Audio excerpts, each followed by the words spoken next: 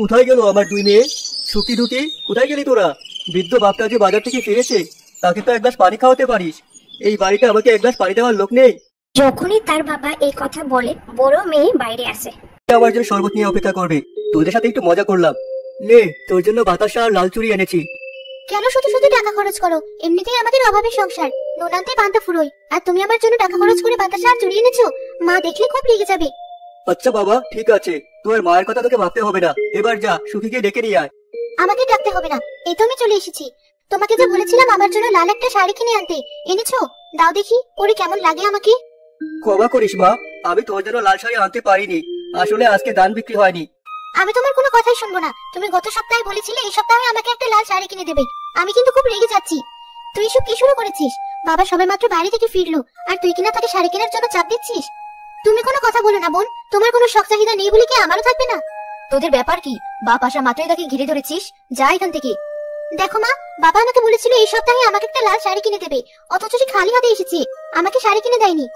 শুন সুখী, জীবনে এত চাহিদা থাকলে চলে না। তোর চাহিদা দিন দিন বেড়েই চলেছে। আমি তোমার বোনের মতো বোকা নই মা। আমি চাই ভালো আর দামি। কম জিনিসে আমার মন ভরে না। তাই দেখবে একদিন বোনের চেয়ে আমি অনেক বেশি ভালো থাকবো। ঠিক আছে, অনেক কষ্ট করে বাড়িতে ফিরেছি, দয়া করে আমাকে আর জ্বালাস না। আগামী সপ্তাহে তোর জন্য লাল শাড়ি নিয়ে আসবো। এবার আমাকে একটু রেহাই দে। বাবা, তুমি অনেক পরিশ্রম করে এসেছো। এবার এই শরবত খেয়ে একটু বিশ্রাম নাও। আমি তোমার গোসলের জন্য পানি দিচ্ছি। কমলা, দুটো মেয়ে একেবারে দুই রকম হয়েছে, সম্পূর্ণ আলাদা ধরনের। বড়টার কোনো চাহিদা নেই, বাবা মার প্রতি কত যত্নশীল। আর এদিকে ছোট মেয়েটাকে দেখো, তার চাহিদার কোনো অন্ত নেই। পরের দিন সকালে তার শাশুড়ি চলে আসে, এসে ছোট নাতনিকে ডাকতে শুরু করে। দুঃখী, কোথায় গেলি? আমার নাতনিরা কোথায়? নানি, তুমি চলে এসেছো? পথে আসতে কোনো অসুবিধা হয়নি তো? এখানে এসে বিশ্রাম করো। মা দেখো, নানি এসেছি। মা, কতদিন পরে তোমার মেয়ের বাড়িতে এলে। বসো এখানে, আমি তোমার জন্য একটু শরবতের ব্যবস্থা করি। আরে দাঁড়া দাঁড়া, তোদেরকে এত ব্যস্ত হতে হবে না, আমি ভালোই আছি। একবার সুখীকে ডাক দেখি, ও কোথায়? তার কি আর বাড়িতে থাকার সময় আছে? সারাদিন এপারা ওপারা ঘুরে বেড়ায়, যখন পেটে ক্ষুধার টান পড়ে তখন বাড়িতে আসি। আমি এসে পড়েছি, তা বলো কেমন আছো তুমি, আর আমার জন্য কি এনেছো? তুই আসলে এতটুকু বদলালি না। এতদিন পরে আমার সাথে দেখা হলো, আর এখনই জিজ্ঞেস করলে আমি তোমার জন্য কি এনেছি? নানি, তুমি কেন শুধু শুধু আমার উপর রেগে যাচ্ছ? আচ্ছা ঠিক আছে, তা এখন বলো এতদিন পরে আমাদের বাড়িতে কেন এসেছো? আসার পেছনে অবশ্যই একটা কারণ আছে, আর তা হলো তোর বিয়ে।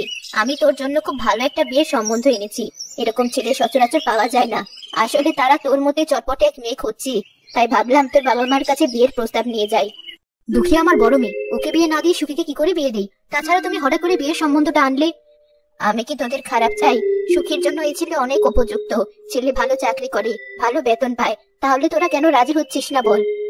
এই কথা শোনার পর ছোট নাতনি বলে, আমি চাকরিজীবীকে বিয়ে করব না, আমি অনেক বড় লোক ছেলেকে বিয়ে করব।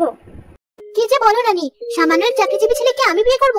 আমি তো বড় বংশের বড় লোক ছেলেকে বিয়ে করতে চাই। তুমি তো জানো ছোটবেলা থেকে আমার চাহিদা একটু বেশি। আমি ভালো ভালো খাবার টাবার, শাড়ি গয়না এসব পছন্দ করি। তুমি ওর সাথে বোনের বিয়ে দিয়ে দাও। নানি, আমি এতক্ষণ চুপ করেছিলাম, তবে আমি তোমাকে স্পষ্ট করে একটা কথা বলে দিই, আমি কিন্তু বিয়েতে রাজি না। আমি আমার বাবা মার সাথেই থাকতে চাই। তোরা আমার নাতনি, আমি তোদের ভালো মন্দ সবটাই বুঝি।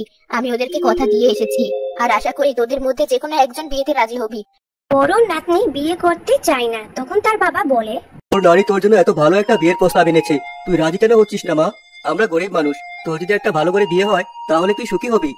তোমরা তো ভালো করে জানো আমি কেমন ছেলে পছন্দ করি। এরকম সাধারণ এক চাকরিজীবী ছেলেকে আমি বিয়ে করতে চাই না। আমি এমন একজনকে বিয়ে করব, সে হবে অনেক বড় লোক এবং অনেক টাকা পয়সার মালিক। অর্থ সম্পদ কখনো সুখ নিয়ে আসে না, তাছাড়া ছেলেটা অনেক ভালো, তুই ওকে বিয়ে করলে অনেক সুখী হবি। জামাই, আমি ওদেরকে কথা দিয়ে এসেছি, সুখী যদি এই বিয়েতে রাজি না হয় তাহলে তুমি দুঃখীকে রাজি করাও। দুঃখী, তুই যে ছোটবেলা থেকে কখনোই আমার কথার অবাধ্য হসনি মা। এই বিয়েতে কি তোর মত আছে? যদি তুই এই বিয়েতে রাজি থাকিস তাহলে আমি ওই ছেলের সাথে তোর বিয়ে দেবো। আমি তো চেয়েছিলাম সারা জীবন তোমাদের সাথেই থাকতে, সুখী দুঃখে তোমাদেরকে সাহায্য করতে। এখন তোমরা যা ভালো মনে করবে তাই করো। এই দুনিয়ায় কোনো মেয়ে চিরজীবন তার বাবা মার সাথে থাকে না, একদিন তো তোকে বিয়ে করতেই হবে।